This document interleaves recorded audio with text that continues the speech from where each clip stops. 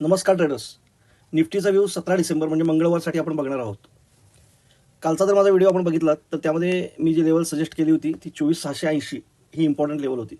तिथे एकदा मार्केट येईल आणि तिथं बाउन्स केली, त्याप्रमाणे मार्केटनं बाउन्स घेतला.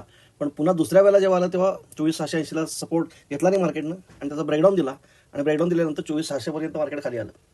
आता उद्यासाठी जी माझी स्ट्रॅटेजी असेल ती पुन्हा 24,680च्या वर एक 15 मिनिटाची कॅन्डल जर सस्टेन झाली तर मी 24,640चा स्टॉप लॉस टाकेन आणि 24,760च्या टार्गेटसाठी बसेल. ही माझी बाय साईडची स्ट्रॅटेजी असेल. आणि पुट घ्यायचं असेल तर ज्या वेळेला 24,640चा ब्रेकडाऊन मिळेल, म्हणजे सस्टेन व्हायला पाहिजे, 5 मिनिटाची कॅन्डल तरी त्याच्या खाली सस्टेन व्हायला पाहिजे, तर त्याच्यानंतर मी 24,680चा स्टॉप लॉस टाकणार आणि पहिलं टार्गेट माझं 24,560 आणि त्याच्यानंतर खाली 24,486 ही 2 टार्गेट घेण्याचा प्रयत्न करेन. त्यामुळे जर समजा गॅपअप मोठा झाला 24,760च्या जवळ तर मी बाय साईडचा ट्रेड घेणार नाही, मग वेट करणार, मार्केट खाली यायची वाट बघणार आणि मगच बाय करणार. आणि गॅप डाऊन झाला तर 24,560च्या आसपास जर ओपन झाला तर तिथं मी बाईंगचाच विचार करणार मग. आणि एवढ्या खाली गॅप डाऊन ओपन झाल्यानंतर तिथून पुन्हा 560 जर ब्रेकडाऊन मिळाला तर विचार करण्यात येईल. पण तिथून खालचं टार्गेट 24,486पर्यंतच आहे. त्यामुळे basically 24,680 is a flip level for tomorrow.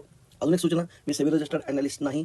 मी हा व्हिडिओ फक्त एज्युकेशनल पर्पजसाठी बनवलेला आहे. आपण हा व्हिडिओ बघून जर एखादा ट्रेड घेतला आणि त्यात आपल्याला फायदा किंवा नुकसान झाले तर त्याला मी किंवा माझं चॅनल अजिबात जबाबदार असणार नाही.